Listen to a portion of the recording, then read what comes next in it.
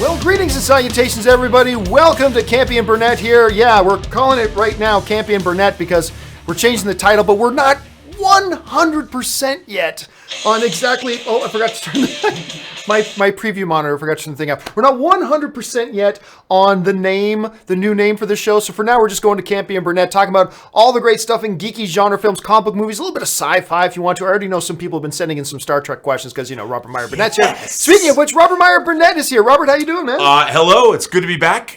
Good to see you again, and good to sound good. Oh, yes. Good. Did you guys notice that the sound now is much better than it was before? So much better. And of course, you don't see him on camera right now, but fact checker Jonathan's over there. He's going to be helping us out through the show as well whenever we get things wrong, which we are apt to do. And everybody, apparently everything isn't working now.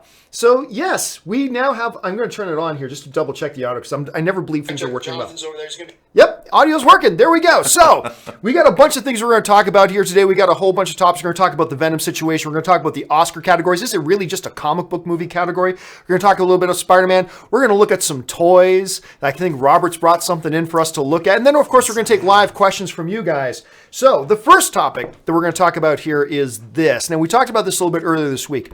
There was an article in Variety, I believe it was Variety, talking about the Venom situation, whether Venom will be PG-13. We'll get to the PG-13 issue in just a bit. But within that article was this really interesting little tidbit about that the Sony execs kind of expressed that they may want to keep it PG-13, talking about Venom, because Spider-Man is PG-13, and they want to make sure it's going to be an easy transition for when Spider-Man is in future installments. And then they went on with the article, and I'm like, wait, time out. Wait, what? For when you bring Spider-Man into future installments of Venom. Now, we all know that the current deal between the MCU and Sony expires after Spider-Man Far From Home. At that point, they either need a new deal or Spider-Man just goes back to the Sonyverse. What I have been wondering is, did Sony just tip their hand that they're going to be taking Spider-Man back?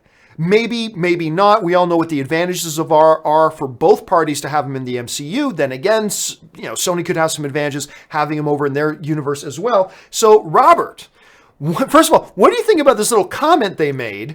And do you think they're going... Let's break this into two categories. Number one, do you think they're going to take him back? And should they take him back? What do you think? Well, they stated Venom was going to be an R-rated movie from the beginning. From the get-go, it's going to be this horror thing. You've got Tom Hardy, who's an edgy actor. Well, I mean, the director at one point, I remember director specifically at one point was asked, is it going to be rated R? And he said, that's the idea. So right. I remember they said that, yeah. Well, my whole thing is, I've never really believed in, I understand when you're talking about comic book characters, it's inherently going to be a 4-quadrant film because you need it to be for everybody. Kids are going, adults are going. It's a family affair to go to comic book movies. Maybe not so much Deadpool, which there's kids in Deadpool. Not so much a family film, no. But they're missing half those, National Women's Day. All right. But I think in the case of Venom, if they come out and they make a great R-rated, if this movie turns out to be great, a great R-rated romp, a great Venom movie, it really doesn't matter. If he's going to fight Spider-Man, it could inherently be a PG-13 and doesn't necessarily have to water down the character because of the interaction between Venom and Spider-Man and who Spider-Man is. Spider-Man's going to be his wisecracking self. And they might not have to get embroiled in such adult topics, I guess. I mean, it really depends on what Venom's going to do. Is he going to be a homicidal maniac that kills many people? Does he have to be? I mean, can we tell a Venom story that doesn't have a body count or such gore? I don't know. But I think it could work both ways. What I really want to see and what I always care about is a great character, well played, well directed. I'm not so much concerned about the rating. Right, but you're talking about the rating. What I'm talking about right now is, let's put the rating thing aside. The whole notion of them bringing Spider-Man back from the MCU over. So is that something that did they just tip their hand in that? Is Spider-Man Far From Home going to be the last time we see Spider-Man in the MCU? Will Marvel and Sony realize, hey, this is good for both of us, and keep him in the MCU? What are they going to do? I think they will. I don't. You can't get rid of a core character like Spider-Man from the MCU. I think it's benefiting everyone in the long run. They canceled the Silver and Black movie, the Silver Sable and Black Cat movie. Now they're going to do them individually. They're talking about doing Craven films. They've wanted to build a Spider-Verse for a long time, but it really benefits the rest of their Spider-Verse if they allow Spider-Man to be used by the MCU. It's just, a high tide raises all ships. I can't imagine that they're going to take back. I can't imagine Kevin Feige would allow them to take Spider-Man back and never. Kevin Feige doesn't have a say in it. Well, let's be clear. He's got this, Sony holds all the cards. This is totally their decision. It is their call, but basically, if they're going to do a Spider-Verse, the MCU is just going to be advertising for their Spider-Verse. Look, here's Spider-Man. He's in Avengers 4. Let's bring him back and. You can have them for another movie because that advertises if they do their Sinister Six or their Venom 2 or whatever they're going to do, it's free advertising for them. Right, but at the same time, they seem to be hesitant to have Spider-Man both in the MCU and in the Spider-Verse, because if they do that, if they have, say, Tom Holland, pop up in a... whether it's a Craven movie or whether it's a Morbius movie, which we got to talk about those movies too at some point, but whether he pops up in those movies, which they've announced or not, that is essentially, and it's Tom Holland, that's essentially saying, oh, yeah, the Sony Spider-Verse and the MCU, one and the same, and they seem to be very, very hesitant. Both Kevin Feige and Sony seem to be very hesitant to say that. Now, there's been a theory going around that they're hiding some stuff in the Venom trailer, and that when we get into the Venom trailer, we'll see some things that will allude to the MCU. Like, for instance, in the Netflix shows, when they have that newspaper article hanging in the background in Daredevil of the Hulk with the incident, that maybe they'll have some stuff like that. I tend to think they're not going to do that. I think they're going to keep them separate. So that's why I have a feeling for Sony, we either take Spider-Man back or we don't get to use Spider-Man. But it seems to be so good and working for both of them so much by having him over in the MCU for now. And look, I'll say this too, if Venom really works, a lot of people have been saying that if Venom works, and people love it, that will embolden Sony to bring Spider-Man back. I happen to think that if Venom really works, I think that emboldens Sony to let them keep Spider-Man over in the MCU, because if they can make this universe work without Spider-Man and reap the benefits of having Spider-Man in the MCU and get a win-win, and then have Craven come in and Craven hunt in Venom instead of anything else, now you have a win-win. So I actually think if Venom works, that will increase the chances that Sony allows Spider-Man to stay over there. And if Venom doesn't work, they may go, well, damn, if we're going to make this thing work at all, I guess we need to have Spider-Man and bring him back. So all you guys who have been sitting there talking about, let's boycott Venom, listen, if you want Spider-Man to stay in the MCU, I'm thinking we all need to make sure we go out and see Venom. But I don't know. What do you think about that? Well, it's funny. I wasn't thinking along those lines in terms of, if you're Kevin Feige, and with Avengers 4 coming out next May, you're going to have 22 films that have just been on a skyrocket of a trajectory, right, making money hand over fist. And if you're going to now then tie in another studio and other creative people that you don't have control over, and if you're going to tie them into your own universe, I would be a little sort of, I don't want to do that. Because they've been so good about controlling the quality of the MCU that suddenly if you've got this sort of adjunct universe, that they're not in control of. Yeah, so they're not in control of. Yeah, does Kevin Feige want to say that Sonyverse is part of our universe when he doesn't have... Look, one of the things that makes Kevin Feige so successful is he is a little bit of a control freak. Yes. But you can't be successful in his position unless you're a little bit of a control freak, right? Yeah, Again, it's an interesting question. I never really pondered that, until now. And thinking about how you will have this sort of adjunct universe at another studio that's kind of part of the MCU, but not. I think you're probably right. If they can build their own Spider-Verse sans Spider-Man, to me it's weird that they're doing a Venom movie that isn't Spider-Man centric as well. I think that's odd. But if they're going to do it, you've got Carnage, you've got this whole other group of characters that you can concentrate on, and you don't really need Spider-Man, do you? Yeah, and if it works, then I guess you don't. We'll just have to wait and see, I guess. Okay, let's talk about one other thing here before we get to some toys. You've just brought up Carnage. So sticking in the realm of Venom and everything here, one of the things that people have been talking a lot about lately is the fact that we know Woody Harrelson's in this movie. We know Woody Harrelson's going to be in Venom. So where the hell is he? On IMDb, he's the only guy who doesn't have a character name associated with him under the Venom listing. Right. We've now had 2 trailers for Venom. No signs of Woody Harrelson. Now, there is a working hypothesis that everybody's assuming, I must admit, me included, that Woody Harrelson's going to be Cletus Cassidy, that he's going to be Carnage. That's the working theory at any rate.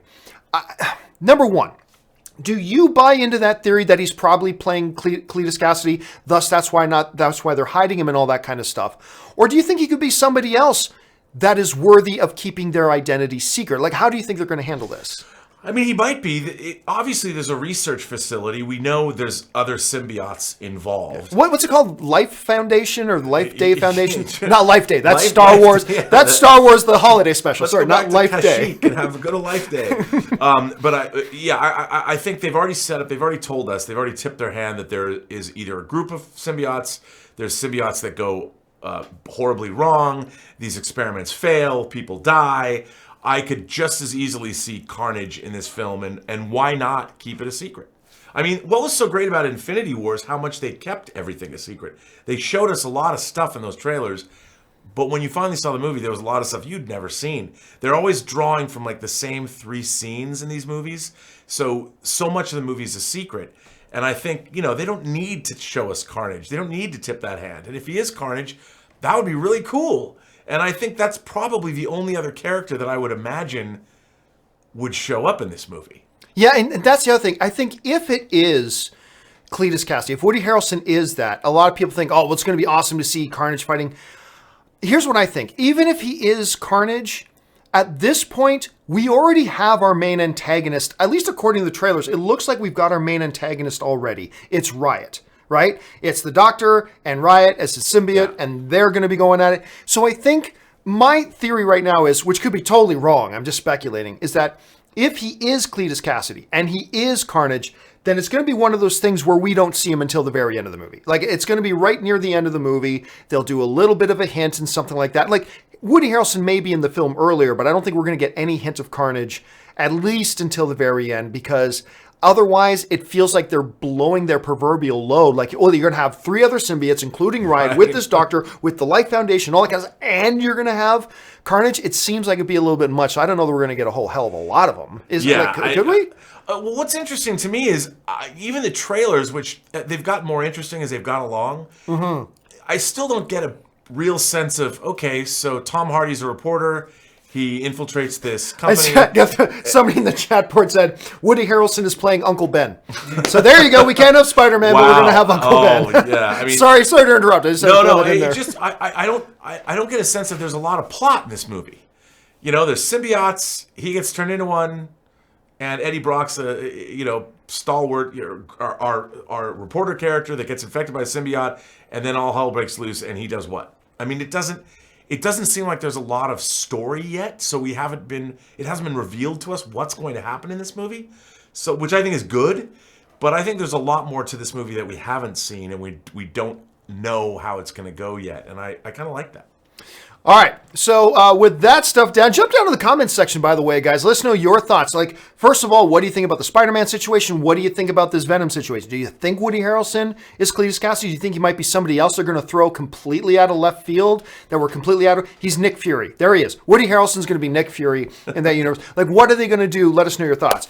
Now, we got a couple of other items that we're going to talk about here, but you can't have Robert Meyer Burnett in the house and not talk a little bit of Hot Toys. So, like, Robert, what have you got for us today? Well, okay, I am an unabashed fan of Avengers Age of Ultron. I really like that movie. I think I might like it better than the original Avengers, because I think somebody put it best. They said it's more personal. Right. But one of the things I loved about Avengers Age of Ultron is Ultron himself. Right. So to that end, I'm bringing in, this is a 6th scale Ultron Prime. Look at that Voiced face. by James Spader. I'm a huge James Spader fan, all the way from me too, man. Pretty in Pink, Jack's Back, Crash. Crash. I loved him when he was Rip, the evil drug dealer in Less Than Zero, Sex Lies and Videotape, and even now to The Blacklist. When they announced that he was doing the voice of Ultron, I was stoked.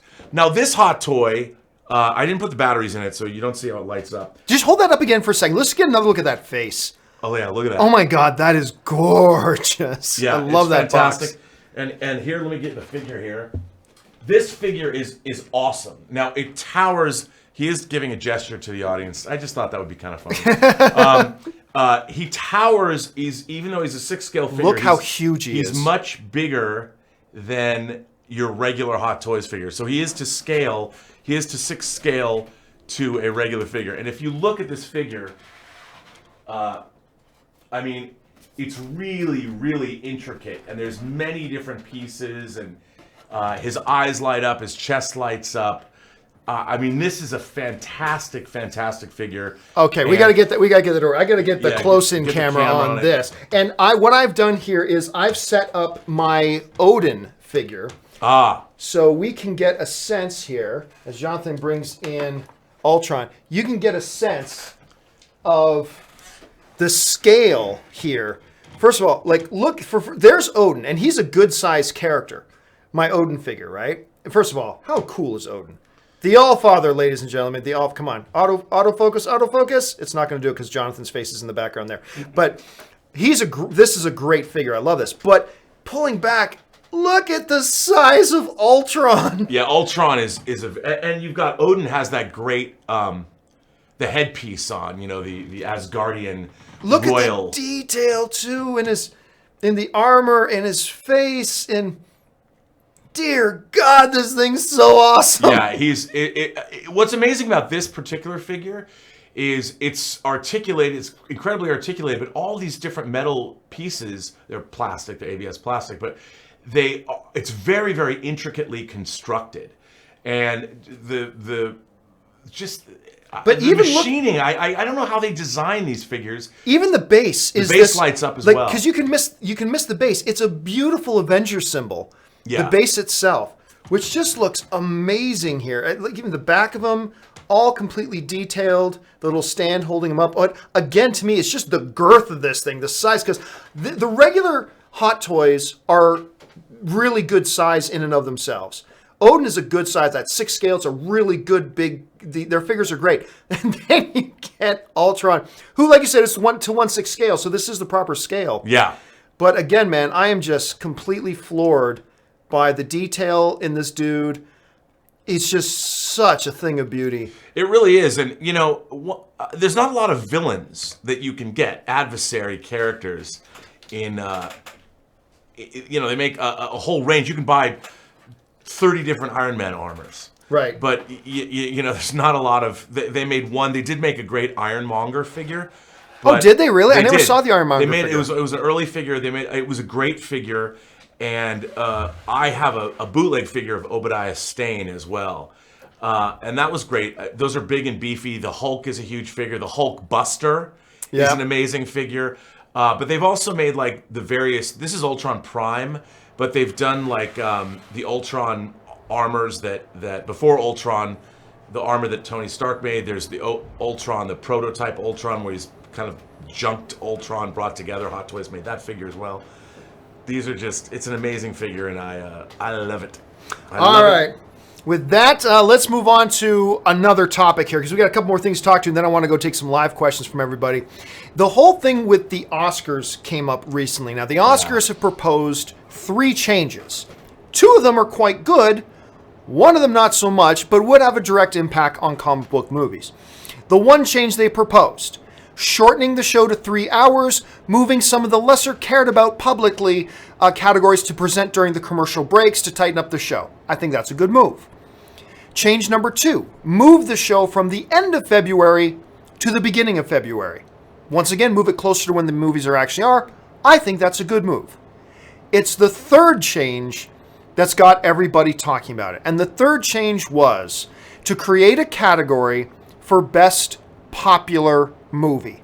Now, they themselves have no idea what the hell they're talking about when they say best popular movie, because they were asked, what does it mean? They say, as far as what what qualifies as popular movie, we'll give that information. That means they have no idea. Does it mean money? Does it mean this? Does it mean that? Now, Rob, I've been pretty outspoken on this the last little while, because my feeling on this is that some people are going to be tempted to look at this move and say, oh, good, they're finding a way to recognize like comic book movies and the big genre movies. To me, it is a slap in the face to these genres, because these genres, particularly comic book movies, have been getting better and better and better.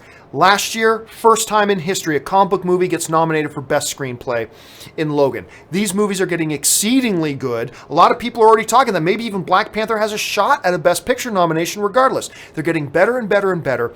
And what this move does is it relegates these films to a kiddie table in the corner. It's a nice little pat in the head saying, aren't you adorable? We set up your own little table right over here. You can't qualify for any of the real awards. So they're undermining the integrity of the show, number one, but they're also undermining all the progress I believe that genre films, particularly comic book films, have made over the years, simply by saying, well, we don't have to worry about you for the real categories. We've got your own little category, and to me it's ridiculous. Now, maybe I'm overreacting to all this, but I am curious, as a fan of the comic book genre and everything yourself, how do you view this whole thing? Give me a different perspective here. What do you think? No, I agree with you. I mean, to me, the Oscars have always been about, people have gotten, they've talked, I've loved the Oscars since I was a little kid. And in 1977, Annie Hall beat Star Wars for Best Picture, which I love Annie Hall. I'm a big, unabashed Woody Allen fan. Oh, Annie Hall's awesome. It's a great movie. Star Wars was a game-changing film. I mean, the problem is it didn't have an important message. A lot of the Academy choices have traditionally been important movies. And I don't have a problem with that. I think there should be a universality to what a Best Picture is. It should transcend time. It should transcend maybe space, but there's never been a science fiction Best Picture winner yet. But Star Wars was nominated for Best Picture. It was nominated. It was nominated for, I think, 9 Academy Awards. It won like 7. Yeah, it won a bunch. And they were all technical categories, but still. But I do think that a popular, it's pandering. Just this idea that, we have to give it to a popular movie. A popular movie is by definition, it's an Oscar winner can be popular. Rain Man was a popular movie. That's the thing. That's by creating that category, you're basically saying they're two separate things. Yeah, and a Best Picture contending film is not a popular film. A popular film is not a Best Picture contending film, and that's ridiculous. No, and I mean, look at Silence of the Lambs. That was one of the first horror films. The Exorcist, huge box office success, was nominated for Best Picture. A Clockwork Orange, I'm a huge Stanley Kubrick fan. He never won an Oscar, but 2001... Lord of the Rings, finally, when Return of the King swept the Oscars. 11 Academy Awards. No film in history has ever won more Academy Awards than Lord of the Rings, Return of the King. 2 other films tied for 11, but no other film ever won more than Return. And all 3 of the Lord of the Rings films, by the way, were nominated for Best Picture. And this idea, I mean, that since when do popular movies not win Oscars? I mean, lately, what's happened is the prestige movies, the studios used to make prestige films as their normal releases, but the major studios have made less and less and less of these prestige films in favor of franchise films, because the franchise films were pulling down $1 billion. There's no way that, say, a Driving Miss Daisy, which won in, 89? That Driving Miss Daisy, which won the Best Picture, is going to do that kind of business. So what's really happened here is the Oscars are trying to contend with a fundamental shift in filmmaking and film-goer habits worldwide. I mean, now that films are a global enterprise more so than ever before, the biggest movies, the movies that are making the most money, the movies that most people are seeing, are not quote-unquote Oscar movies. And what they want to do is they want to somehow figure out a way to reconcile the large audience that's going to these movies with the audience that's not watching the Oscars. And I don't think the way to do it is to pander. Why is this? We're dumbing down our culture. This is just another example of how we're dumbing down. Like the Oscars, look, if you want to get rid of a category, get rid of the original songs.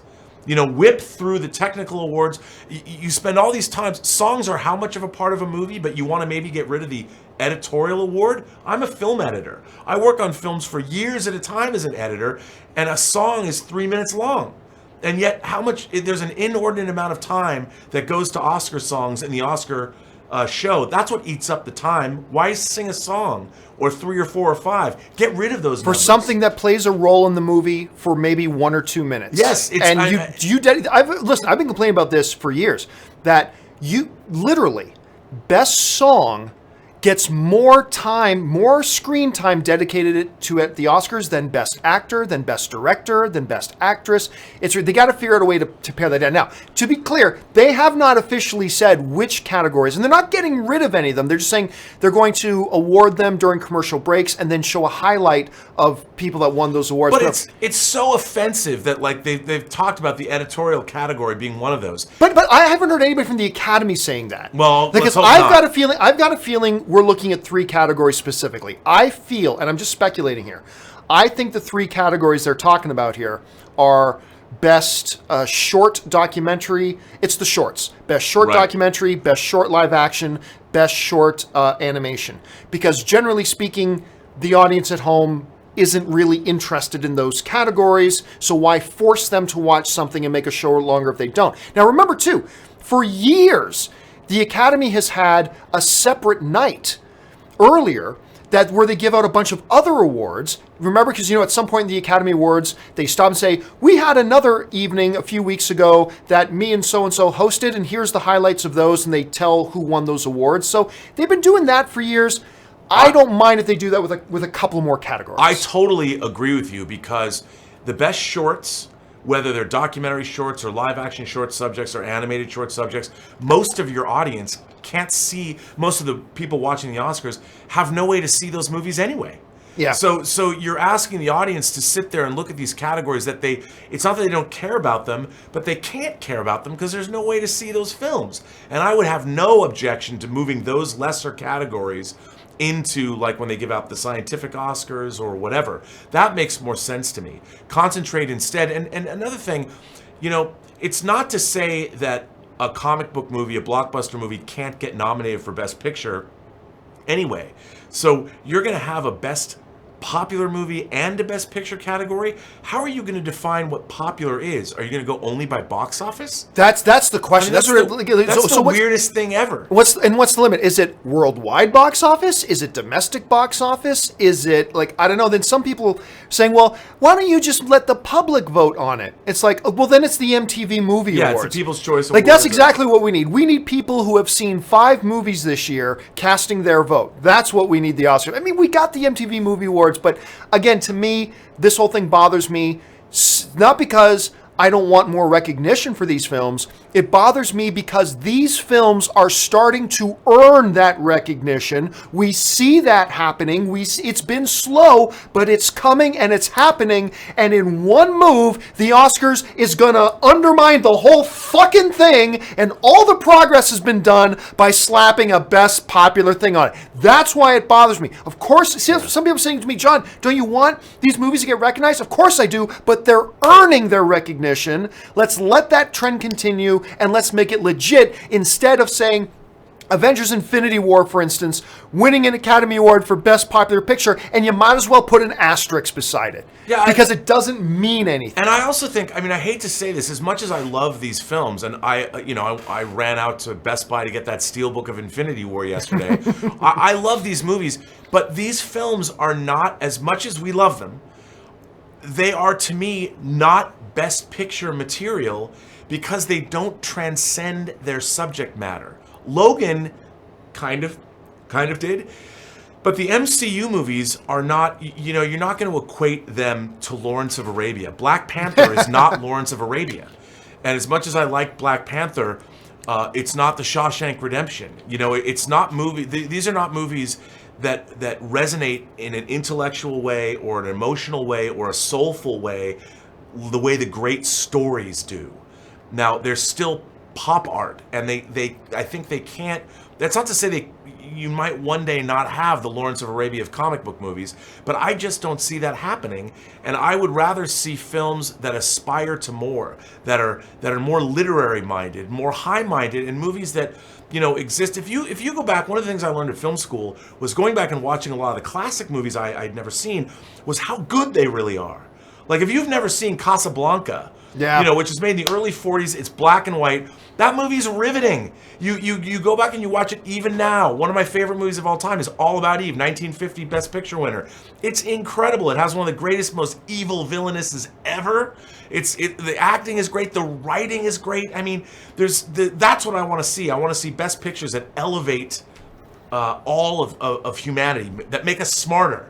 And I'm not saying that comic book movies don't. Well, see, that goes right to my point, though, is that the way you described it perfectly, and the way you just described it is exactly the issue for me, is that when you mention films like Logan, and you mention films like Infinity War, like when you really sit down and look at the layers of different thematic things going on in Logan or Infinity War, whether it's sacrifice, whether it's there's that beautiful moment in Infinity War with Thor and Rocket Raccoon when Thor is basically giving off the laundry list of all that he has lost and then saying, well, what else do I have to lose? Stuff like that. We see, and this is why I get so worked up about this, we see the genesis of this genre that is still a very, very young genre. Yeah. We see the genesis of this genre really coming into its maturity now, and we're getting things like Logan and Infinity War that seem to be beginning to start to aspire to those exact qualities you just so beautifully articulated. And that's why I feel like when we're finally seeing that happen, that's when you want to undermine it all. And that's part that bothers me. I agree with you. I mean, one of my favorite Best Picture winners was Unforgiven. Oh, so good. Which I sat in the Chinese theater, I think it was 92, and I wasn't a particularly huge fan of Westerns. When that movie was over, I'm like, this movie's going to win Best Picture. It came out in the summer. And because it was so much about myth, and it elevated, it spoke about the entire Western genre. And we're going to get, like you said, a superhero movie that completely transcends the genre of the superhero film. And it's going to speak to those human truths that we can all understand, that cross all borders, that cross all cultures. And that's what the truly great films do. And they're timeless.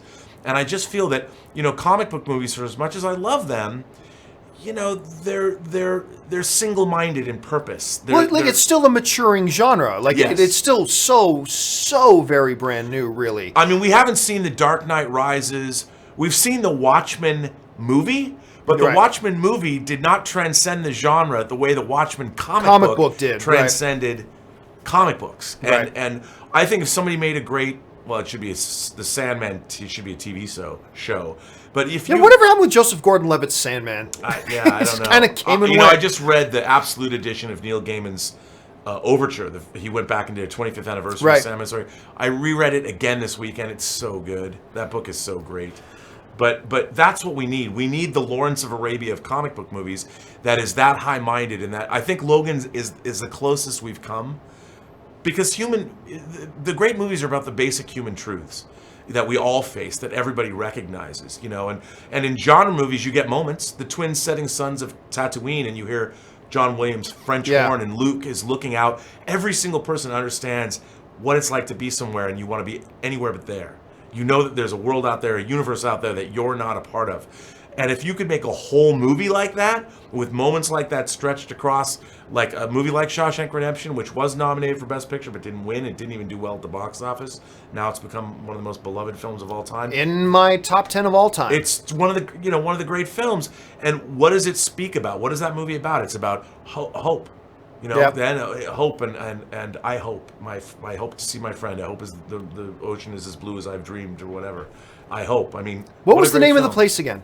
It's one of my all-time favorite movies. Zihuatanejo. Zihuatanejo. Yeah. Thank you very much. Well, listen, We are now well into the second half of the show, everybody. So I like to leave the second half of the show open to you guys and your live questions. So if you got questions about genre films, particularly the fun ones, comic books, and well, they're all fun, but comic books, a little bit of sci-fi, if you'd like, throw them on in there. Let's get things started right now. And we're going to go over to The Delusionator. I like that name. Nice name. Hey, John and Robert. Just wanted to say I love both of your work. Do you think we will see a sequel to Doctor Strange after Avengers 4? I can't imagine that we're not. But, I mean, the MCU is a very crowded place. And if this deal with Fox does indeed reach its conclusion sometime next year, it's only going to get more crowded.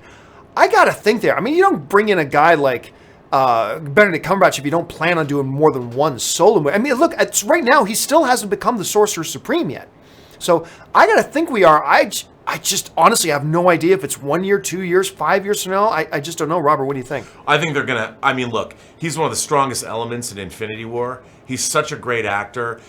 The relationship that was developing between Doctor Strange and Tony Stark was one of the highlights of the movie. I mean, Doctor Strange called Tony Stark a douchebag. Yeah. I mean, come on. It was so, they're going to bring it back. I absolutely think they're going to bring back. And Chiwetel Ejiofor is Mordo. I mean, come on. Yeah. Bring him back. I mean, they did set that up. Just because they set it up in the post-credit scene doesn't mean they're obligated to do something, but you think they probably did that for a reason. And Chiwetel Ejiofor, by the way, is one of my favorite actors in the business right now. So good. All right, Alt Productions writes, I like DC making their films feel different in tone. Man of Steel and Wonder Woman feel completely different from each other, while MCU films feel the same. Still love the MCU. I'm going to disagree with you on that. To say that Ant-Man felt the same as Avengers Infinity War, I completely disagree with you on that. Like, I 100%. To say that Captain America, the First Avenger, felt the same as Doctor Strange, I disagree. One of the things I think that the MCU has done well is really mixing in the different genres. You know, you got one film is a 70s political thriller. You got one film that feels a little more horror. You got one film that's a definite straight up heist movie. You got one film that's really more of a comedy. You got one film that's really more of a balls to the wall kind of action film. I feel like that they have messed them up. Now, underlying all of that, I agree that there is a similar DNA. But that's by design, and that is their identifying mark of their world and their universe. But I think within that, because I certainly think you can say there are definitely lots of similarities between Man of Steel, Wonder Woman, Batman versus Superman. I think there's a lot of similarities there, but the right kind of similarities. You know what I mean? And so I've never felt like when somebody says to me, the MCU movies all feel the same to me, I go, you're watching different movies than me because I just don't see it. Do they all use action? Yes. Do they all use hints of humor? Absolutely. Some more than others. But I don't know. I see them differently. What do you think, Robert? I agree. I mean, look, here's the thing. Marvel Comics are Marvel Comics. It's not like there's this wild diversity in tone. Different things happen, but you're still reading a Marvel comic. You know, and it's DC. They had their Vertigo books, you know, and those are very different than the regular DC Universe books. I mean, there was sometimes crossover, but the MCU is supposed to feel of a piece. And the fact, like you pointed out, the first Ant-Man is a heist movie. Guardians of the Galaxy is a comedic science fiction franchise, which is very different. I mean, if you look at the Captain America films, First Avenger is this awesome throwback to World War II, you know, with that sort of Rocketeer vibe. And then, like you said, Winter Soldier is a 70s political thriller. Then we go full on, in Civil War, full on comic book crossover mode, you know, Avengers 2.0 or 2.5. But they still feel like they're of the same universe, and they have to feel that way. Like it's something you're going to buy into or not. I mean, I don't think we're going to get like, no one's going to make, I don't know, a Woody Allen movie set in the Marvel Cinematic Universe. Although I would be interested in seeing that. I don't think they're going to do that anytime soon. And if you're talking about that, I mean, I don't see that we're going to see a Western or a rom-com or maybe we will. I mean, I don't know. Maybe we will see a rom-com in the Marvel Cinematic Universe. But eventually, you got to go back to the fact that you're talking about superheroes. And superheroes have to do superheroic things. And you have an expectation. I've always said I would watch an entire movie where the Avengers just have a dinner party, like the dinner party that's in Age of Ultron before Ultron steps up to wreck shop. Can I mention, too, one of my favorite moments in all of comic book film One of my favorite moments is from Age of Ultron. It's one of the most poignant, beautifully spoken scenes ever. And it's in that scene with the party. And it's Bruce and Nat standing at the bar.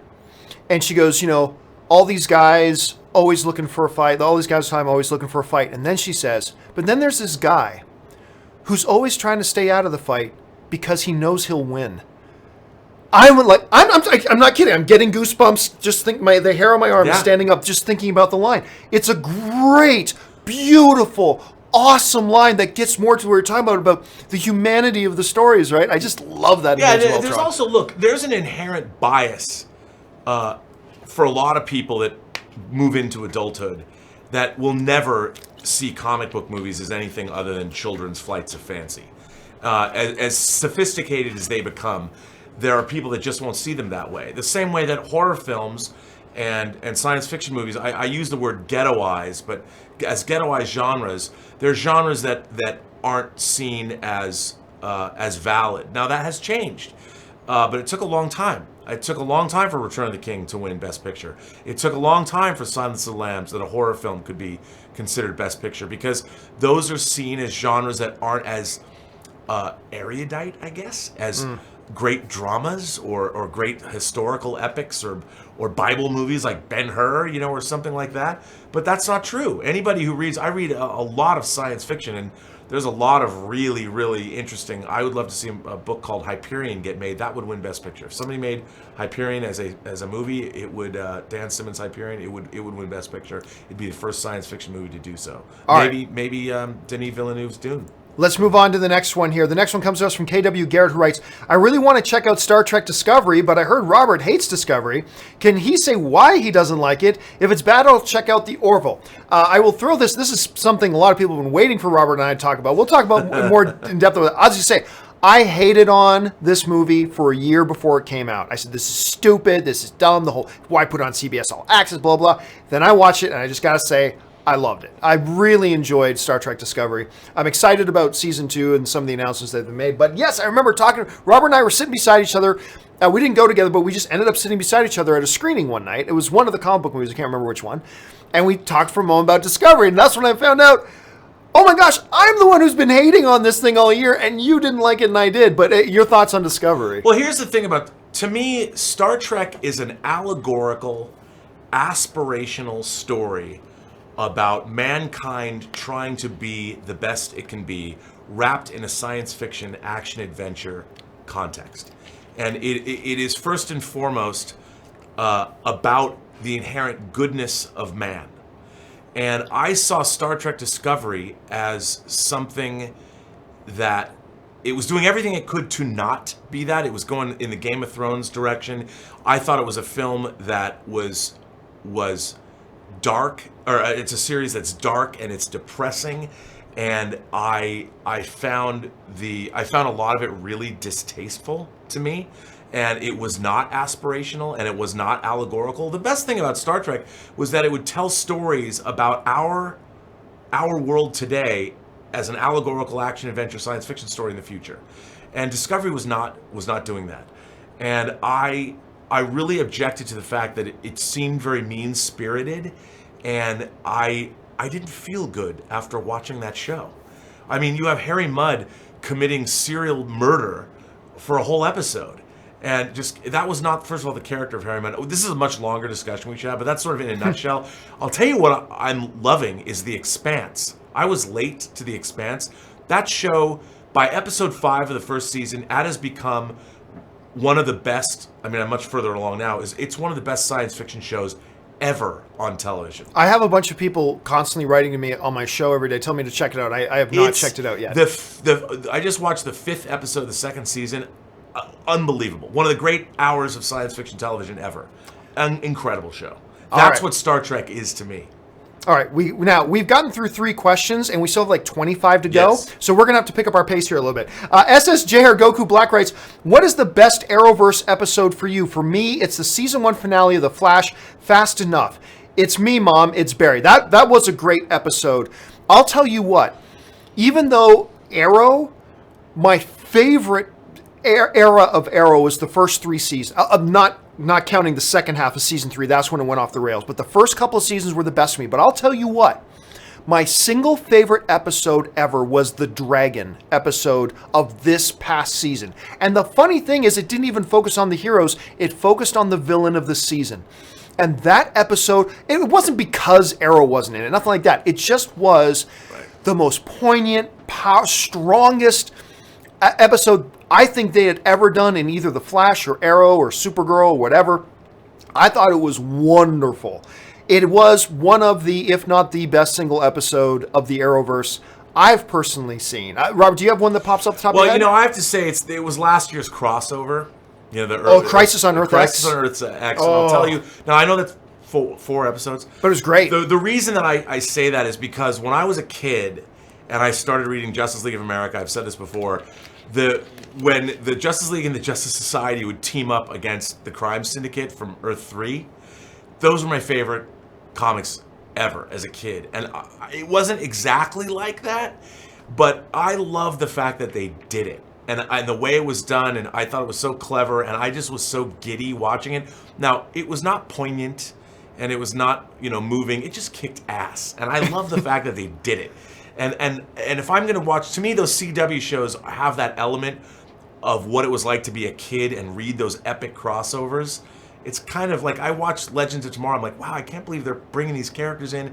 I don't need poignant, emotional episodes of those shows. I want to have the experience I had when I was reading comics when I was younger. Tell you the thing I liked most about that Crisis on Earth X crossover, it got back to the Arrow that I really liked, which was Arrow. Now, granted, there's some people criticize the Arrowverse saying they're making Arrow Batman. Yeah, they kind of are. He is that universe's Batman. I get it. They're having him fill those shoes. But I think that show works its best when they're making him their Batman. And one of the things I loved about Crisis on Earth X was that it showed that in this other universe, despite the fact that you've got Kryptonians and people with super speed and people with all these powers, if one man wanted to take over the world, it's Oliver Queen. And they would all, and I loved that about it. I loved that it ended up that he was the big badass. And I got a kick out of that. All right, sorry. All right, next question. Ben Rayner writes, have you guys seen Cher Hot Toy? So real, it's creepy. Ben, I have no idea what you're talking about. I think you accidentally typed the word Cher. No, Shuri from Black Panther. Oh, so he wrote Share. It's Shuri, which should be Ure. They just announced. I did see that, and it looks awesome. So they have the Wakandan throne, so you can buy that, and they have the Shuri figure. It's awesome. But the Dora Milaje, I really wanted that. I want all of the Dora Milaje, or at least all of, because Denai, she looks so good. I mean, I'm so attracted to that character. Dora Milaje are just the design of them is just so awesome. Cool. Like the costuming but the fact that they're doing Shuri is awesome because she played such a big part in Infinity War, and I'm glad that they did that character. And it's great because I think Hot Toys, we need more female characters. Right. All right. Let's move on to the next one here. Thanks for that, Ben. Next one comes to us from Just Plain Steve, who writes, what's Robert's hope for the new Picard-centric Star Trek show? I know this is a superhero show, but come on, JLP definitely fits the bill. Hey, listen, we can talk a little bit of genre here on this. This is Campea Burnett. We can talk genre. I still think, remember, there were earlier reports, before they announced the Patrick Stewart thing, there were earlier reports that a Starfleet show, and that could involve Patrick Stewart. And then later they announced Patrick Stewart without any details. I still think we may see a show that it's a Starfleet show and Patrick Stewart is Dumbledore. I think Patrick Stewart could be the head of Starfleet. I mean, I think that opens up a lot of possibilities for him grooming the next generation of Starfleet. I don't know, maybe wrong. What are your hopes for it, Robert? Look, first of all, I want it to be in canon. There's all this talk about how, the CBS Paramount rights situation. I watched this Midnight Edge video that has all the speculation. Here's what I want to see out of a Picard show. What is a man's life about when the most significant thing you've ever done is behind you? Right. And what is Picard, I don't want to see him back on the bridge of a starship commanding things. I want to see, the Star Trek universe is a big, wonderful place that we've barely scratched the surface of.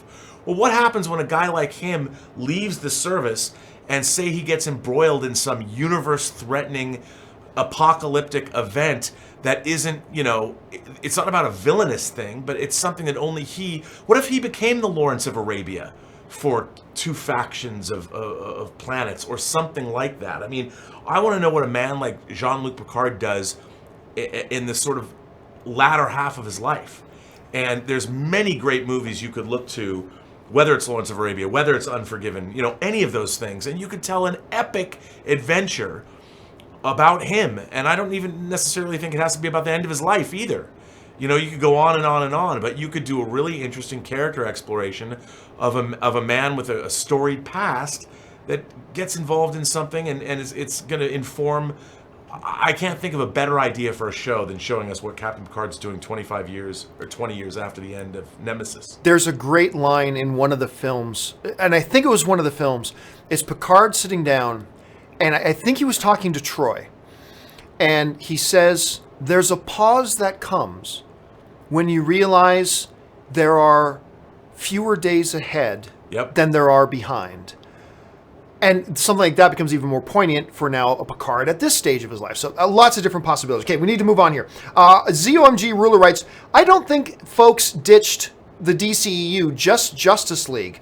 The rest are good. Well, see, so what ZOMG Ruler is referring to is, make no mistake about it. When Justice League comes out and that's your crown jewel, that's your Avengers, and it makes the least amount of money, fewer people go out to see it than any of the other films that came before it, that is a sign that the audience does not have faith in your universe. They don't have faith in your franchise.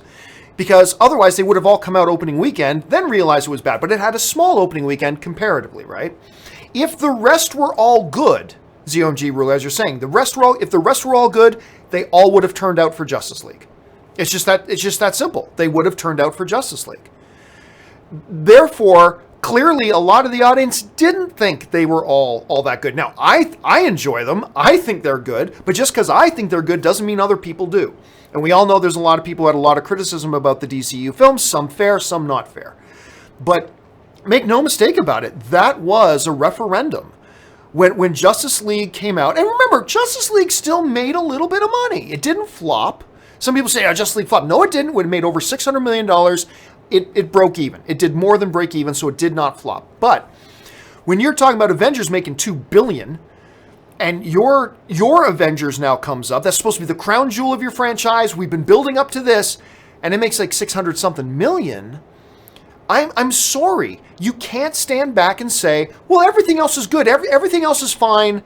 And for whatever, no, if everything else was fine, this wouldn't have happened. But anyway, that's what I think. Do you see it differently, Robert? How do you look at it? I just think Justice League had an uninvolving, lackluster story. I mean, it didn't. You look at the difference between Infinity War and Justice League. Thanos was the heart and soul of that movie, and the villain in Justice League, they've got this rich history where Steppenwolf came from. They've got the New Gods, and they've got Apocalypse, and they've got Darkseid. They didn't do anything with that. Nobody knows anything about those things. The Mother Boxes, you don't know anything. So the audience is not involved in that movie. And they had great, the sad part is, I love all the actors playing those roles. They have great camaraderie, and they were given nothing to do. There's no story. It's not involving at all. You watch it, and you're like, talk about it's probably the most by-the-numbers superhero movie that we've yet seen. The concerning thing here is this, is that before people knew it wasn't any good, it had its opening weekend. And they wrap your heads around this. Justice League did not crack $100 million for an opening weekend. Not $200 million. It didn't crack $100 million. So even before giving it a chance to find out if it was good or not, people didn't go. I mean, more than went to go see an average romantic comedy, sure. But look, I think there's a lot of people in denial about how other people think about the DCEU. There's a lot of people out there that feel very negatively towards the DCU. I am not one of them. I've given positive reviews to every single one, but that doesn't mean that other people do. And I think a lot of people are in denial about that. So I don't know. We'll have to see where things go with Aquaman. I think Aquaman's going to kick ass, to be I do too, if nothing else. And that Shazam trailer looked great too. You need to give people an intellectual reason, an intellectual hook that sparks their imagination to get them to go see these movies. And I think Aquaman, because for me, it's so wacky. It just looks like, wow, I've never seen that. What's going to happen? an R-rated Venom, but the problem is that you won't make as much money because it's restricted for kids. Like R-rated movies to show you can make money. You can make money. Deadpool. Deadpool. Now, would they have made more money if they could have had a PG-13 rating? Maybe. But, I mean, I think the difference is no longer... The difference is between making $200 million and making $1.2 billion. Like, I don't think the difference is that vast anymore. And, like, a lot of people can go with adults. Look, a 14-year-old can go to an R-rated film if they go with somebody who's over 18. I mean, so I just think... There is a gap, but I don't think it's as big of a gap as it used to be. Do you? No, and I also don't think, Venom, like with Deadpool 1 was about $65 million. I don't think Venom is costing that much money either. And I think, look, we live in this time where the studios are expecting these movies to all open at $750 million to $1 billion, which is way... The expectations for these films are skewed as it is. And... you've got to do what the MCU did and carefully build your brand brick by brick by brick, and then you're going to make the big money. A movie like Deadpool was an anomaly, and I just think that it's you never know. All right, let's move on to the next one here. Jaden Goss writes, fantasy question. Imagine Freddy Krueger as a supervillain. Who would you see his superhero nemesis? I could see him fighting Spidey. High school age. Power set, that's not a very good matchup. I mean, if anybody, probably a Doctor Strange for somebody like a Freddy Krueger. I like that idea. The dream realm. I mean, Doctor Strange has to enter the dream realm to fight Freddy Krueger. I love that idea. Yeah, that works. Right? Where's that crossover comic, Marvel? Okay. I'll read that. Daryl Best Wadley writes, did you watch the Arrowverse Comic-Con trailers? I did. I'm iffy on... Here's when Arrow really doesn't work all that well is when Arrow is separated from the rest of Team Arrow. And it seems like this is going to be a thing where a lot of camera time is going to be devoted to Team Arrow without Arrow. Now, I'm curious about the stuff of Arrow in prison.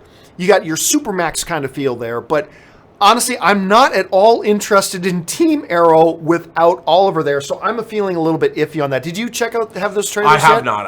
I saw a few of them, but I don't remember them. It was a little weird. It was a little hard week. All right. Yeah, indeed it was. All right, next one. Caleb Bradford writes, did you guys hear Hydro Man might be one of the villains for Far From Home? I personally have never heard of this character, but I'm intrigued. I have not heard that he may be, like, the only thing I've heard is Jake Gyllenhaal's Mysterio. That's the only thing. And I've also heard that Michael Keaton may be back, so that could include Vulture.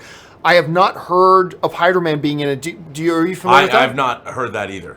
So I don't know. I mean, that's what I thought. I thought Mysterio was the villain. Yeah. And that Michael Keaton was coming back. But, you never know. All right, next one. Koba writes, Deadpool and Logan proved R-rated films can make money if the movie is good. So, if making the best Venom movie meant R rating, give it an R rating. No, I agree with you, Koba. I totally do. My one thing, though, is why I'm perfectly okay with them doing a PG-13 Venom is because of this. A lot of the R rating stuff from Logan and Deadpool especially wasn't from the action, wasn't from the violence, it was from the language. So much language. We don't need language in Venom. And honestly, you can get away with so much violence now in a PG-13 if, like the old comics code, the blood had to be black. Couldn't be red. Couldn't show red blood. Like, honestly, like we see Riot in a room full of people would turn his arms into giant axes and swing through people, right? You can do crap like that and get away with PG-13. So, since I'm not expecting a lot of language out of a Venom, since I'm not expecting a lot of hardcore sex out of Venom, I think you can do it. All other things being equal, I'd like to see it rated R. Absolutely, I'm with you on that. But honestly, some people are treating it like the sky is falling if it's not rated R, and I think they could be okay with that. What do you think? Well, it's really interesting. If you go back and you watch Christopher Nolan's, you watch The Dark Knight, and the Joker is gunning down his fellow bank robbers at the beginning of that movie, there's no blood squibs. A lot of murder. There's a lot of murder, but there's no blood. And that's how they got away with a PG-13 rating in that. Venom, you don't need... Venom is such a fantasy character, even judging in the trailers what he's doing with his powers, and even if he's dispatching people in horrible manners, he's doing it in his Venom-esque way, so the violence is sort of undercut by his freaky powers. So depending on maybe there is hardcore sex scenes, although I doubt it. I'd be curious. I don't even know why Venom is getting an R rating, to be honest, and not going for the PG-13. I don't know, unless they have a lot of body horror elements or things. If people want to see Venom actually in the trailer, the one guy in the convenience store says, "I'm going to eat your arms," Right. and you're like, if they actually want to see him slowly chewing on and devouring his face, sure, R-rated, but I think you can probably do without it. Yeah, I thought that was so weird. Yeah. What is so fun? I mean, I hope he does that, because I was like, I want to see that happen. That's what I want to see. Give me that R-rated Venom gore. That's what I want. All right, next up comes to us from Nobody No One, who writes, Robert Meyer Burnett, can you get Hot Toys to make Logan 23 or Korg? Yeah, Robert, you can get Hot Toys to make whatever you want, right? Look, I would love to get a Korg figure, and they didn't even make... I have 4 Hot Toys Logan figures, Wolverine figures. They made one for X-Men The Last Stand, they made one for the Wolverine, they made one for Wolverine Origins, and they made one for Days of Future Past. They did not make a Logan figure, which I don't understand. I don't understand that at all. It's the best one of the bunch. They didn't make one, I guess because he was in civilian clothes the whole time. I mean, the Days of Future Past Logan is really cool because he's in that X suit. But he wasn't in that X suit in the movie very much. But yeah, I would love to get an X-23. But you know what? They got to give her a costume first. That's Hot Toys likes their first. They got to uniforms. show if they're even going to have her in any more movies, which I honestly I don't think they're going to. But I mean, it bums me out that the Marvel deal that there's not any Hot Toys X-Men figures except for those 4 and Deadpool. All right, next one comes to us from Alexander Wilson, who writes, Robert, what was the Alien 3 moment in Deadpool 2 that you said on Twitter?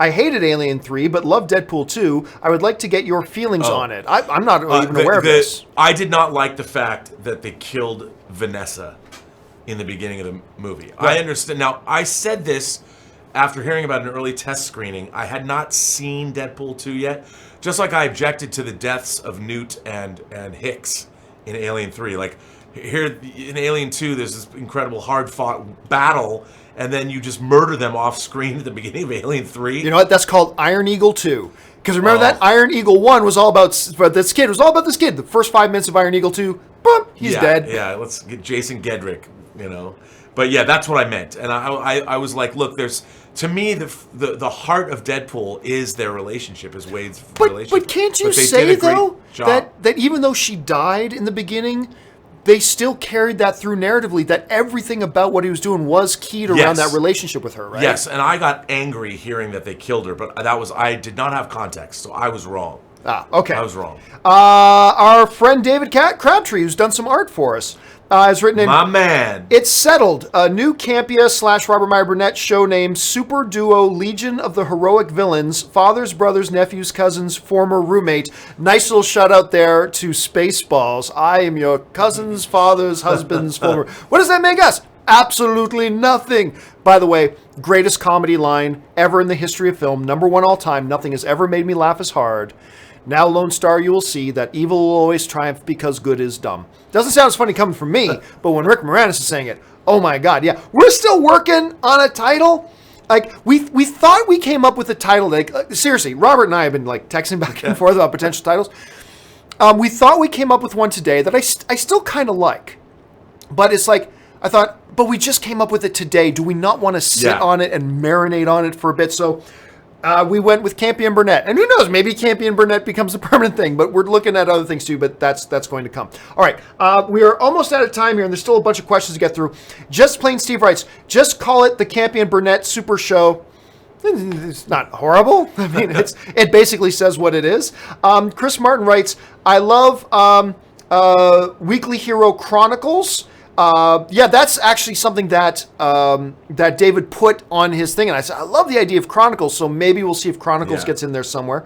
Cobra writes, make a Spider-Man multiverse. You know, one of the things, Robert, I always thought is that... Well, they are with the animated movie. Yeah, with the animated thing, like Spider-Man Into the Spider-Verse, is, I think, live action-wise, you got to be a little bit careful here, because when you get into multiverse stuff, you're getting into... high geek inside baseball stuff. Yeah. That's fine. That people who've read comic books for years are very adept to the concept of multiverse, whatever. But you got to remember, they're still making these comic book movies for people who do not read comic books. I mean, the fact of the matter is this.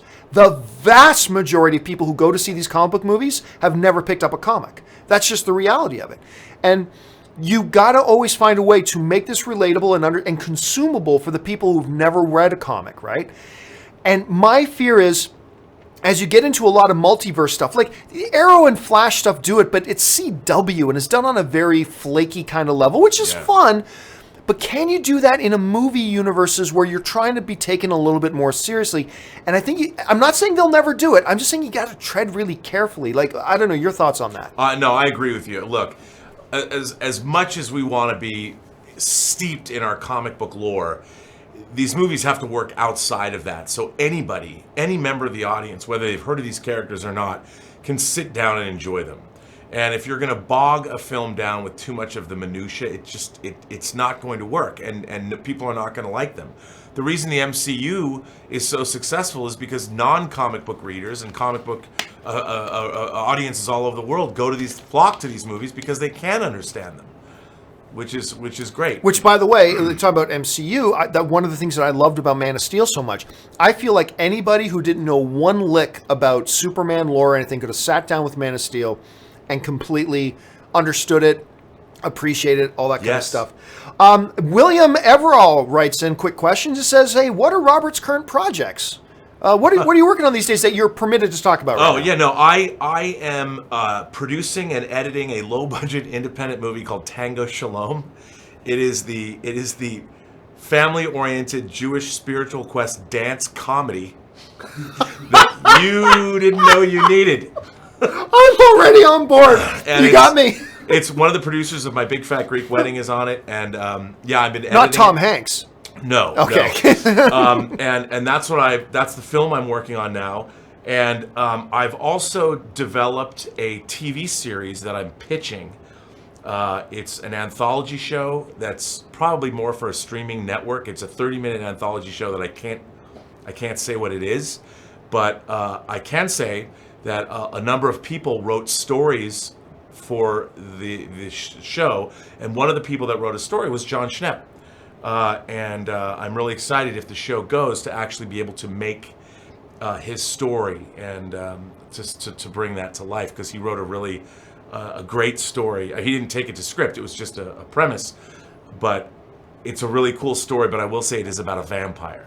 Very cool. All right, next one comes us from Alex Von Gollum, who writes, hi guys, in Thor 1, when Loki falls into the void from the Bifrost, maybe it was Thanos who saved him, and that's why Loki works for him. Thoughts? I always kind of assumed that. Isn't that kind of the operating assumption at that point? I think so. I mean, they obviously had a working relationship, and I love the way they refer back to that in Infinity War. You failed. You're experienced, and then Loki says, "Experience is experience." If you consider failure experience, I consider experience. Yeah. So clearly, they had a long-standing relationship of some kind, because Thanos had the Chitauri, and there was all kinds of stuff happening there. So, okay, final two questions, and we'll wrap it up here. Jack Zen writes, Man of Steel is great because Warner Brothers made it like a true standalone. Well, I mean, first of all, Man of Steel is great. I think that and Thor are the two most underrated comic book movies of all time, in my personal opinion. So it is great. I don't know if it's great because it's a true standalone film. I think what it does is that shows that true standalone films can work today. I don't know that if it wasn't a true standalone film that somehow takes away from the quality of it. So I don't know that I'd say it's because it's a true standalone film. What I think, though, is that it shows that true standalone films like The Dark Knight, like Spider-Man 2, like Logan, that true standalone films are completely being ignored these days. Everything's got to be crossover and everything. And I miss those days, and it's one of the reasons why I'm really looking forward to this Joker movie with Joaquin Phoenix and Robert De Niro. It's one of the reasons I'm really looking forward to it. And that's what I think. I don't know. What are your thoughts? Well, no, I agree with you. I mean, I grew up in a world where you didn't know you were going to get a sequel, and usually sequels were not good. So, Superman the movie, even though they shot Superman 1 and 2 together, I didn't know that when I was a kid. But when I saw Superman the movie, it felt like it was of a piece, and it had a beginning and middle. It was epic. You saw Krypton, you saw Superman sent to Earth, you saw him grow up, you saw him save the world, and it was done. I love that, and I think standalone movies are great, and I'd like to see, like with you, a standalone Joker movie, as long as it kicks ass. All right, and the final question today comes to us from Mason Hawking, who writes, Guardians of the Galaxy worked without knowledge. I'm assuming you mean like the audience didn't know who they were. Why not Batman Beyond? Well, look, honestly, and it's funny because Batman Beyond came up earlier today. Because Guardians of the Galaxy came without knowledge.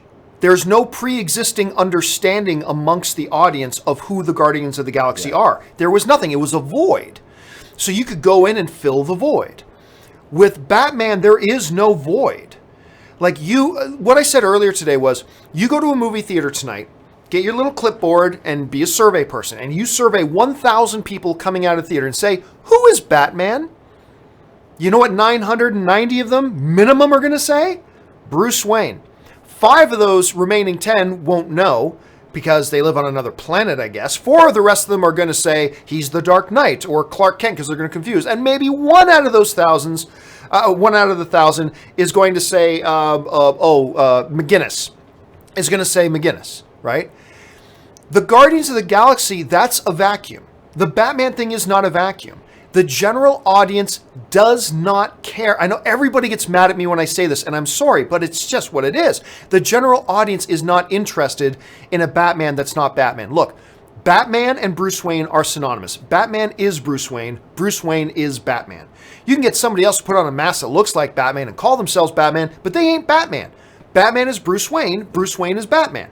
It's just the way it is. You can get another hockey player who takes on the nickname The Great One. Sorry, he ain't Wayne Gretzky. There's only one Wayne Gretzky. Wayne Gretzky is the Great One. The Great One is Wayne Gretzky. Doesn't matter if some other kid 15 years later gives himself the same nickname. So specifically, I mean, it's a fair question, Mason, but I would say that the big difference in your scenarios, once again, is that Guardians of the Galaxy was in a pure vacuum, whereas Batman is not. There is a pre-existing understanding, notion, and relatability with the audience and recognizable figure with Batman. That wasn't the case with Guardians of the Galaxy. But I'm constantly being yelled at by everybody about how wrong I am about that. Maybe I am. But I don't know, Robert, your thought on that. I completely agree with you.